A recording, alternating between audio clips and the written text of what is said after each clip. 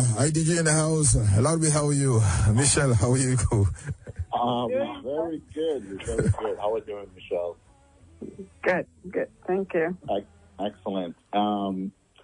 Like you can see outside, it's a little rainy right there, and Saturday night, so I'm sure it's going to be busy for a lot of drivers. So hopefully it's going to be a good turnout, and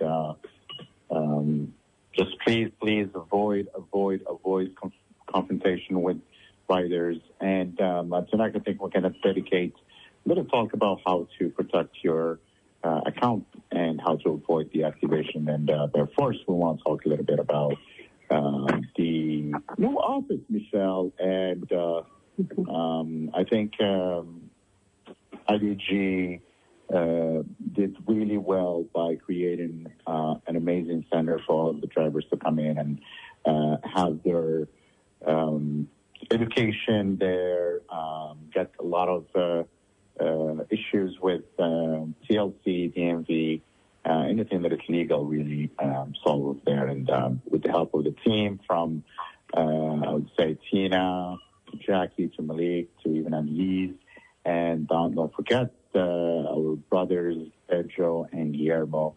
And big shout out to Sanam for dedicating a lot of time with the Nepali community and giving a lot of help and support to that community. But first, just want to say thank you, Michelle, for really fighting really hard for drivers to get back on the road by helping them sorting out the problem that they are facing with deactivation. And I'm going to take that as a segue. First, anything you want to share, but then let's speak about deactivation. Go ahead, Michelle. Sure. So, hi, everyone. I know for your Muslim community, you are going through your fast during Ramadan. But for us as Christians, we are going through our Easter tomorrow. Happy Easter, Michelle. Thank you so much. So even though I am in solidarity with my Muslim brothers and sisters, I want to just say Ramadan Mubarak.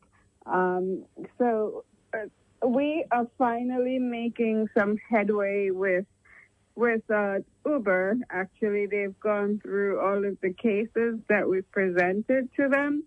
It's taking us some time, to get all of those cases in the system and let the drivers know the response. We're talking about 1,800 cases. And although I am not very happy with a lot of the reasons behind them deactivating the drivers, what they came back with. So what I've asked the drivers to do, if you have a case and we're putting it in, to if they don't agree with what Uber said, then it's time for me to do my usual investigation and dig in their phone to see if I can find any substance that actually backs up Uber's claim. Or then I go back to them and say, listen, I checked the driver's phone, I checked the messages you sent to them, and none of it actually adds up to why you said this driver was deactivated. And so we start the real discussion on behalf of the drivers.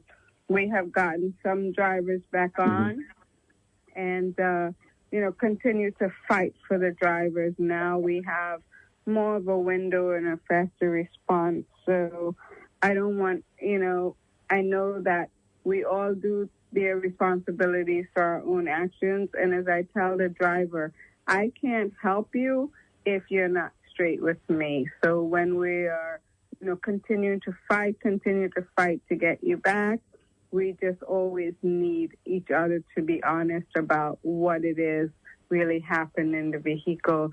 So as Larbi said, this is the time. No need to be confrontational with the riders. They're drunk, they're intoxicated, their behaviors change. And, our side of it is this is our business, so we should always stay calm, cool, and collected, no matter what their attitude is, because you diffuse a situation by your behavior, meaning if you are calm, it's hard for someone to continue to be escalated if you are calm and speaking in a level tone. So we always ask that you do that. But again, if you have a case with us, just, if I didn't get to you yet, we will. Give me a little bit of time to put everything in. And for those that I need to call, I am calling and texting some drivers that I need to speak with them directly. So it's a final, something we've been waiting for a long time. So back to you, Larry. Absolutely, Michelle. Thank you so much. That was really more that I bargained for in terms of explaining all the deactivation process and how it works. And thank you again for dedicating, much time. And I see you sometimes staying up late because you have drivers that they are deactivated and trying to help them to get back on the platform. That's called dedication and compassion for the drivers as well. Now, the website that IDG is using, which is iamdeactivated.com, I have some drivers that they're always asking, how can I check my status? So, Michelle, briefly, if you want to just highlight, some of the, or maybe give some tips and on drivers how to utilize the website iamdeactivated.com. Right. So whenever a driver is creating an account and I am deactivated, I always tell them, please use a password that you remember. Because that password, even though if you forget it, it will prompt you to create a new one.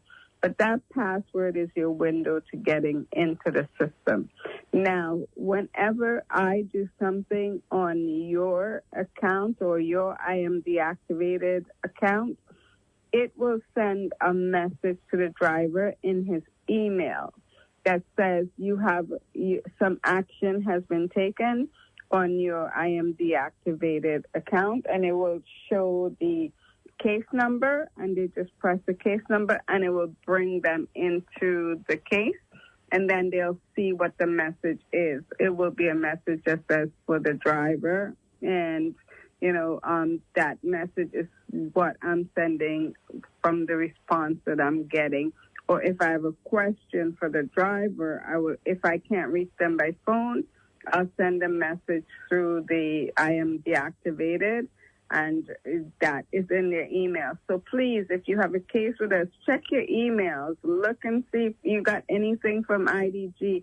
Don't ignore our emails. Don't not pay attention, because part of why we have gotten to this situation is because when you come on the app companies don't tell you what you need to do. So part of that is that they will send emails if there's something that happened with a rider and you get a message, but you ignore it. That is probably the worst thing that you can do. So be alert, be more consistent with checking your Uber app to make sure there are no messages or no questions that they have for you. This will avoid you unnecessarily getting deactivated or put on hold because you didn't answer an email. So it's very important to be more diligent with your emails. Okay, Larby. Absolutely. So, yes, when we call you guys, and sometimes if I say IDG, that is the independent driver's guild. But I'm going to give you a heads up right here for scammers. IDG will never ask you for any sensitive information, such as your bank information, Social Security, even your local address or your domestic address. We will never ask you for that unless you need to, for instance, to sign up for DDC class. And sometimes, if you don't know how to do it, you can come to the office and we can sign you up and help you sign up for the DDC class, the defensive driving course. So again, when we give you a call and we mention this is Robbie or this is Michelle from IDG, that means that we are trying to help you. So don't ignore that phone call, and we'll leave a voicemail. Try to call us back as soon as you can, just to let you know that there's many cases that we are trying to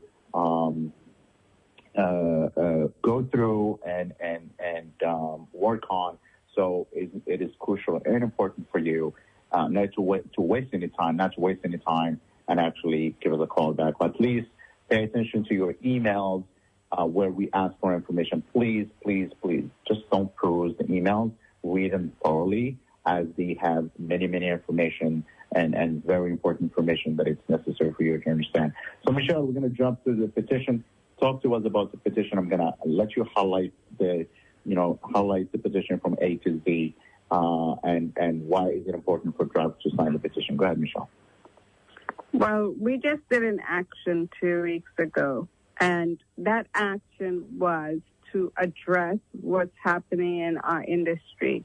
The action was that we are asking for the app companies to go back to the, commission-based where they took a percentage. And, we feel that 10% of the fare is more than enough. At 6%, they break even. 10%, they're making money. And the drivers deserve 90% of that income, because the driver is the one who is actually spending everything. They are the ones who, we maintain our cars, we put the gas, we pay the toll. Sometimes we only get reimbursed for one toll. So, if our car breaks down or it needs repair, we have to actually take care of it. If the car is getting a little old, then we have to go get a new car. So our burden is pretty high when it comes to, producing everything that's needed to actually do that ride. So that's why we went back and said, no, we want a percentage base. So 90% drivers, 10% for the app companies. We're also fighting to get the surcharge for the gas, because, gas prices so high that we are losing money when we're doing rides. So we want what they're giving to other states, we should get it too. Because they say, we got an increase of 5.3%. Now that makes us make a little over $31. However, inflation was 7.5%. So we really didn't get any increase. We kind of are still under poverty level when we take off all the expenses from the $31 and change. It leaves us still making almost, minimum wage. So again, part of this is, the safety for the drivers now. They're more than ever, because people are desperate. They're, actually attacking the drivers. They're stealing from the drivers. And so we want to address that as well. And to the point of also, we still are fighting regarding the restrooms, right? Because we need a better system, for our drivers to be able to utilize the restrooms. And again, there's always, always, always something. And we are addressing the delivery workers as well, the fact that our drivers do both delivery and riders. So again, part of that is protecting this industry. And the biggest part of this is to get a union, to have a seat at the table, to be able to say no to something that would hurt our drivers instead of helping them. And the only way to fix a situation is to have a voice at the table. So when IDG sends out something to say, hey, we need you to sign this petition, don't think that somebody else is going to do it for you. You're responsible for your own. This is your business. So don't look to your neighbor or to your other driver friend to sign the petition. We need your voice on that petition. We need your signature on that petition. It is not going to hurt you. It's only going to help you. So again, Larby will, there's a link that Larby will put on. We need we need it done. We need you guys to sign this petition and share it with others. Yes, Michelle. And I have a really, really easy access to the action link, and that is very easy for drivers to send the word action, text the word action to 917-594-6880, 917-594-6880. 6880. Text the word action. That's ACTION, action, and we will send you the link right away. So again, the word is action. Just text the word action, ACTION, to 917-594-6880. All of you guys listening right now, if you are listening, please share the link that you're about to receive. Ask for the link right now, 917-594-6880.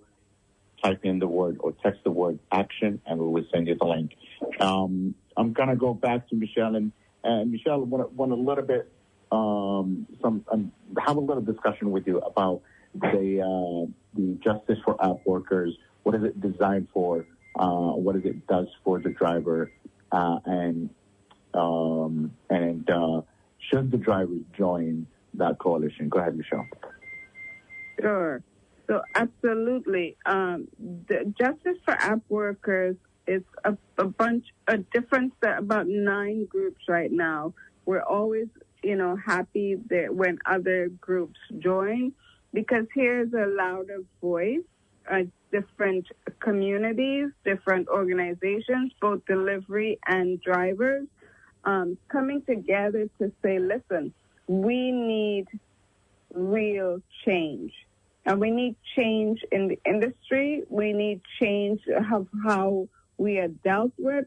We need change on even TLC, the way that they operate with the drivers. We need change for the way they ticket our drivers. There's so many things. But Justice for App Workers, as right now, it's 9 different groups. Each have an equal share in what the decisions are made on behalf of the workers within their group. And what we're doing is we are part of IDG. We joined the coalition because it's a louder voice. It's more than just IDG's, fight, but it's also, Black Car Mafia, the Long Island Group, the, delivery workers, IDAW.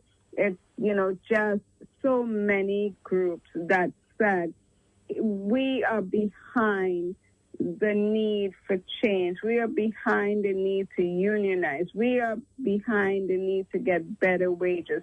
We are behind the need to get a cap on how much the app companies come. And again, a say in what really happens in our industry.